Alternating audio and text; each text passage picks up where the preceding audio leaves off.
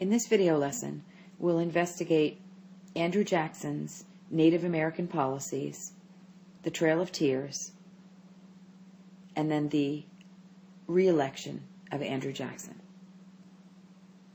Jackson's Democrats were committed to westward expansion, but such an expansion meant confrontation with the current inhabitants of the land, meaning the Native Americans. There were more than 125,000 living east of the Mississippi in the 1820s, and there was various federal policies against them. Beginning in the 1790s, the Washington government had recognized the tribes as separate nations and agreed to acquire land from them only through formal treaties. The Indians were very shrewd and very stubborn negotiators. Many white Americans felt respect and admiration for the Indians and believed that the Native Americans could be assimilated into society. The Society for Propagating the Gospel among the Indians was founded in 1787, and many denominations sent missionaries into Indian villages. In 1793, Congress appropriated $20,000 for the promotion of literacy and instruction among the Native Americans. Although many tribes violently resisted white encroachment, others followed the path of accommodation. The Cherokees of Georgia made especially remarkable efforts to learn the ways of the whites. They abandoned their semi-nomadic life and adopted a system of settled agriculture and a notion of private property, instituting schools and a Cherokee alphabet. In 1808, the Cherokee National Council legislated a written legal code, and in 1827 it adopted a written constitution that provided for executive, legislative, and judicial branches of government. Some Cherokees became cotton planters and actual slaveholders. For these efforts, the Cherokees, along with the Creeks, Choctaws, Chickasaws, and Seminoles, were numbered by the whites among the 5 civilized tribes.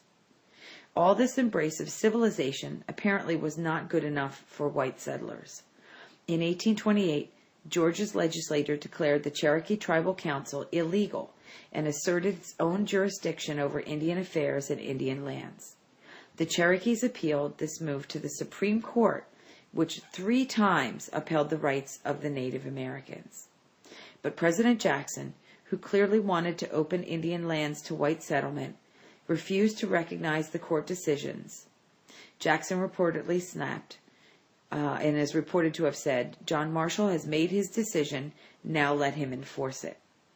Feeling some obligation to rescue this much injured race, Jackson proposed a bodily removal of the remaining eastern tribes, chiefly the Cherokees, the Creeks, the Choctaws, the Chickasaws, and the Seminoles, beyond the Mississippi. Emigration was supposed to be voluntary because it would be cruel or unjust to compel them to abandon their land. Jackson evidently consoled himself with the belief that the Indians could preserve their native culture in the wide open West. Jackson's policy led to the forced uprooting and removal of more than 100,000 Native Americans. In 1830, Congress passed what's called the Indian Removal Act, providing for the transplanting of all Indian tribes then residing east of the Mississippi. Ironically, the heaviest blows fell on the 5 civilized tribes. In the ensuing decade, countless Native Americans died on forced marches to the newly established Indian Territory, where they were to be permanently free, which lasted about 15 years. Suspicious of white intentions from the start, the Sauk and the Fox Braves from Illinois to Wisconsin, ably led by Black Hawk, resisted eviction. They were bodily crushed in 1832 by regular troops, including Lieutenant Jefferson Davis of Mississippi. In Florida, the Seminole Indians, joined by runaway slaves, retreated to the swampy Everglades, and for 7 years they waged a bitter guerrilla war that took the lives of some 1,500 soldiers. The spirit of the Seminoles was broken in 1837 when the American field commander seized their leader, Osceola, under a flag of truce. The war dragged on for 5 more years, but the Seminoles were doomed, and some fled deeper into the Everglades, and about 4/5 of them were moved to Oklahoma.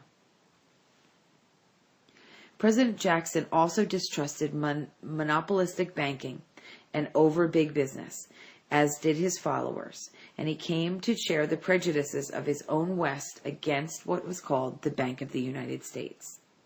The national government minted gold and silver coins in the mid-19th century, but did not issue paper money.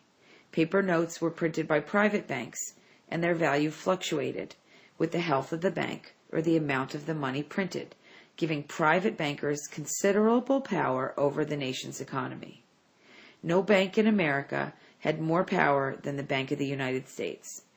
In ways, the bank acted like a branch of government. It was the principal depository for the funds of the Washington government and controlled much of the nation's gold and silver.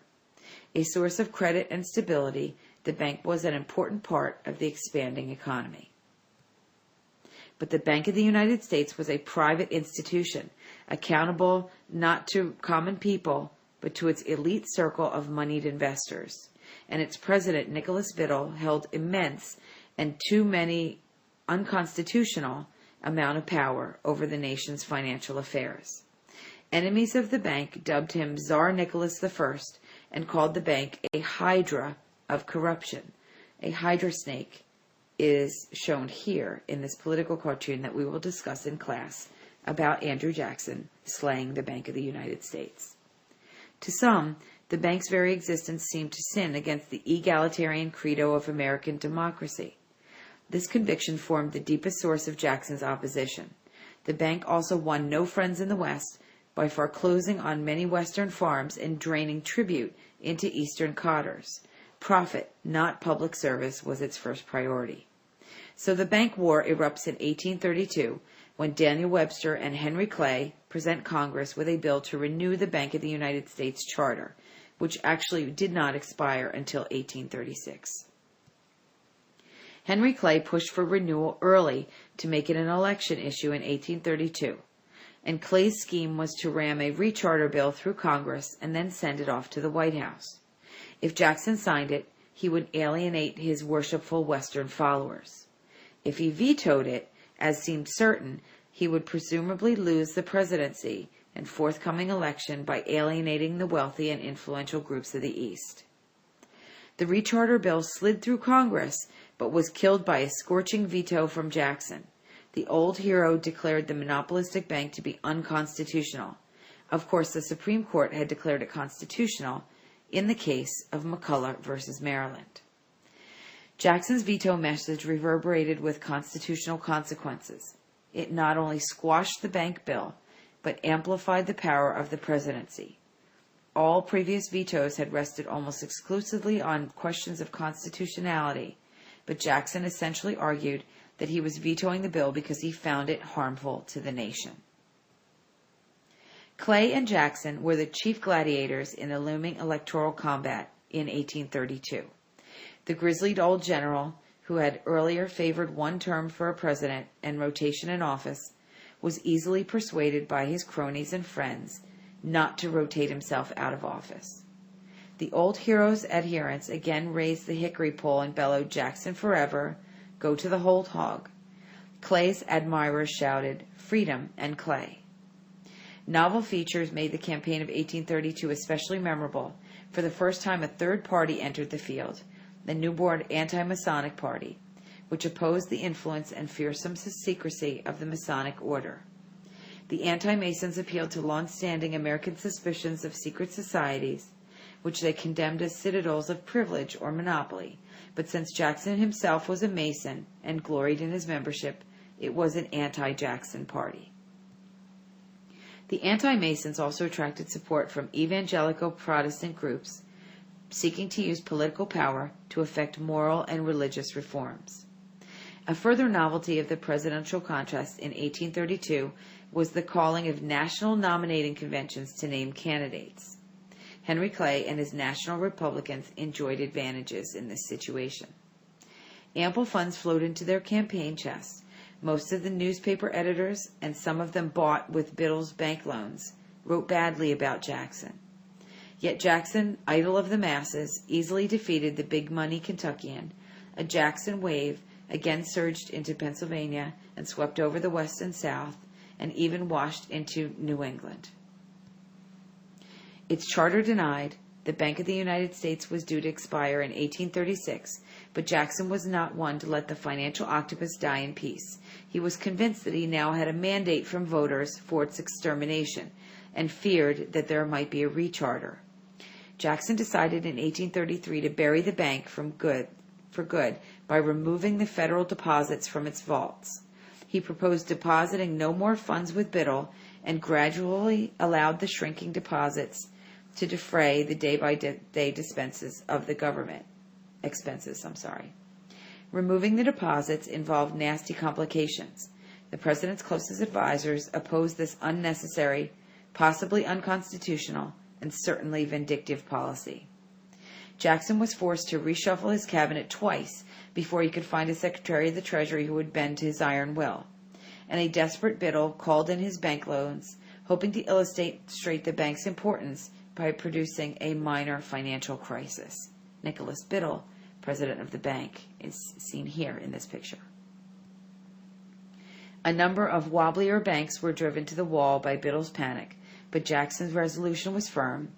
But the death of the Bank of the United States left a financial vacuum in the American economy and kicked off a lurching cycle of booms and busts. Surplus federal funds were placed into several dozen state institutions, so-called pet banks, chosen for their pro-Jackson sympathies. Without a central bank in control, the pet banks and smaller wildcat banks flooded the country with paper money. Jackson tried to rein in the runaway economy in 1836. Wildcat currency had become so unreliable, especially in the West, that Jackson authorized the Treasury to issue what was called a specie circular, a decree that required all public lands to be purchased with hard money, not printed money. This drastic step slammed the brakes on the speculative boom and neck-snapping change of direction that contributed to the financial panic and crash in 1837. His successor would have to deal with the damage of the financial panic and crisis. We'll discuss the financial issues of the Panic of 1837 and the impact on Jackson's successors more in class.